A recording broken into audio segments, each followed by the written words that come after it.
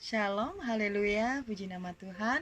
Kita memasuki hari yang baru dan kita akan menerima firman yang baru yang kita percaya akan memberikan kekuatan kepada kita untuk kita menikmati hari-hari kita bersama dengan Tuhan. Firman Tuhan yang akan saya baca pada saat pagi hari ini di dalam Lukas 6 ayat yang ke-27 berkata bahwa tetapi kepada kamu yang mendengarkan aku berkata, kasihilah musuhmu, berbuatlah baik kepada orang-orang yang membenci kamu. Saya percaya kita semua di sini tidak ada yang memiliki musuh. Kita adalah orang-orang yang baik dan benar. Namun kadangkala ada beberapa orang yang membenci keberadaan kita, entah dengan sebab ataupun tanpa sebab. Nah, kita berkata bahwa ya, dengan kekuatanku sendiri, aku tidak mampu untuk mengampuni atau bahkan mengasihi orang-orang yang bersalah kepada kita. Mari kita belajar teladani tentang Yesus ketika Yesus disalibkan.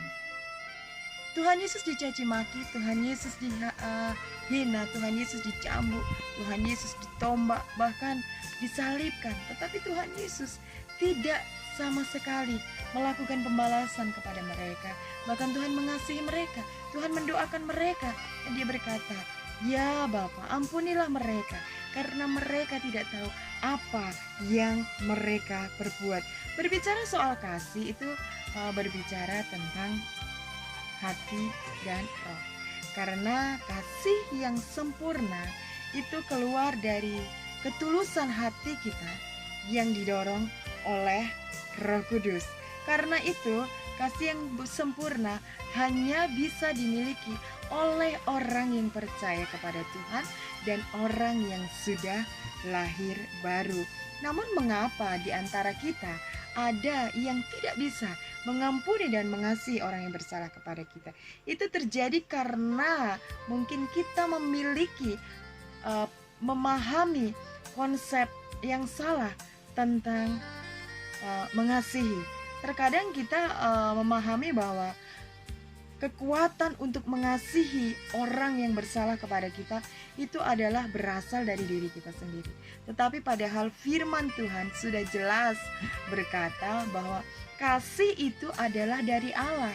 Jadi ketika kita mampu mengasihi dan mengampuni orang-orang yang bersalah kepada kita, itu sebenarnya karena kasih Allah sudah terlebih dahulu mengalir di dalam kehidupan kita, sehingga kita mampu mengasihi dan mengampuni orang yang bersalah kepada kita. Jadi ketika kita tidak mampu mengasihi orang yang bersalah kepada kita, perlu tanda tanya besar. Apakah benar-benar Yesus sudah tinggal di dalam kehidupan kita?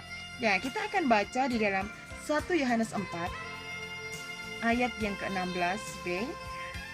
Allah adalah kasih, dan barang siapa tetap berada di dalam kasih, ia tetap berada di dalam Allah, dan Allah di dalam Dia.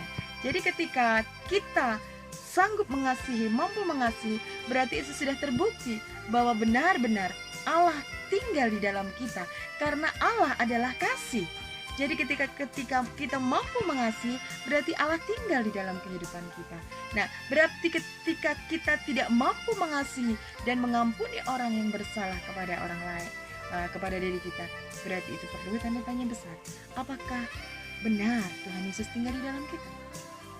Berarti Allah tidak ada di dalam kita karena kita tidak mampu mengasihi orang-orang yang bersalah kepada kita. Jadi di pihak kita hanya diperlukan kemauan. Nah, untuk kemampuan itu berasal dari Allah yang diberikan oleh kepada kita, yaitu Roh Kudus. Nah, kita akan baca di dalam 2 Timotius 1 ayat yang ke-7. Sebab Allah memberikan kepada kita bukan roh ketakutan, melainkan roh yang membangkitkan kekuatan, kasih, garis bawahi, dan ketertiban. Jadi Allah memberikan kepada kita roh kasih yang memampukan kita untuk kita mengasihi orang-orang yang bersalah kepada kita, meskipun sakit sekali di dalam hati kita, meskipun kita tidak mampu karena terlalu banyak perbuatan jahat yang mereka perbuat. Namun karena kasih Allah, karena Allah tinggal di dalam kita, yang adalah kasih itu tinggal di dalam kita, itu memampukan kita untuk kita mengasihi orang-orang yang bersalah kepada kita, bahkan mengampuni mereka yang bersalah kepada kita. Puji nama Tuhan. Biar kiranya firman itu boleh memampukan kita, membangkitkan kita, menyadarkan kita mengapa kita tidak bisa mengasihi. Mungkin kita belum benar-benar tinggal di dalam kasih Allah. Mungkin kita belum benar-benar mengalami kasih Allah, pengampunan Allah yang begitu dahsyat dan luar biasa.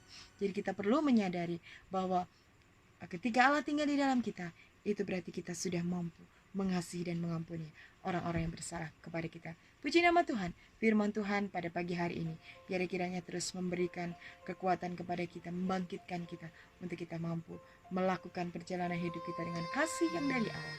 Di dalam nama Tuhan Yesus Kristus, Tuhan Yesus memberkati.